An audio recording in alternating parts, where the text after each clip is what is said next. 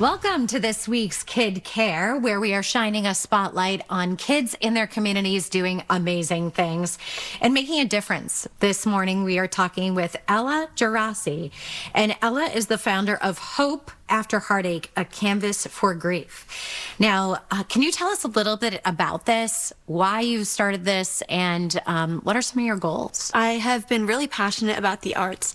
I have been a competitive dancer since the age of 2, as well as pursuing many other art forms.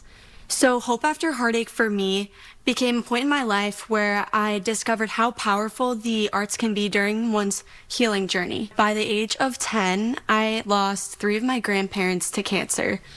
And I really found comfort in the arts as I had that supportive system, as well as I had picked up the guitar and I indulged in many other art forms such as writing and reading.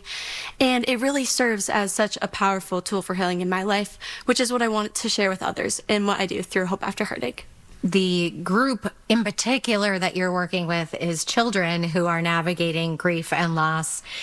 So what are some of the things that you do for children in New Hampshire who are going through things like that? I collect used or new art supplies and repurpose them so that all children who are experiencing grief and loss, as well as their surrounding families, have the arts-related resources to heal. So can you tell us a little bit about how this process goes from you collecting the art supplies to then getting them to the children that are in need?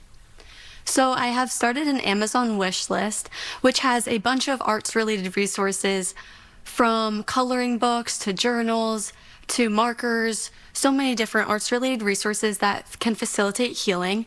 I have worked closely with a nonprofit organization, Friends of Anya, which is an organization that centers around helping these children and surrounding families who have experienced grief and loss, which is where I have donated arts-related resources as well as collected funds and donated them.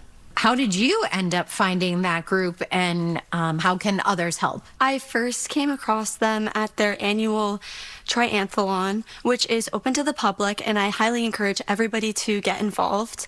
And they have a website linked on their page. They are a local nonprofit organization located in Manchester, and their website, friendsofanya.com. It's such a wonderful organization. I can't stress that enough. What they do and really what they put into this, really from the ground up, they really put so much into it, and it's such a powerful message, which is what I advocate for, as well as want to spread awareness for small organizations like that. Especially for children, it can be really tough when they're dealing with grief and with loss. So why was that part of your initiative? I think especially grief, that is something that touches every single person. And I think it is such an important topic for kids to be aware about, and for kids to really have the tools they need to be able to express themselves and begin to heal. Do you have any upcoming plans to expand this, or what are some of your goals long term? Some of my future goals with Hope After Heartache, a canvas for grief, include doing a Dance for Hope event, which is where I can really share my passion for dance with others, as well as raising money to donate to children who are battling grief and loss. That sounds wonderful. Well, thank you so much. If you know of a kid doing amazing things in their community, please share with us what they're doing, and you might see it featured here on Kids Care. Email us at heartofnh@hearst.com.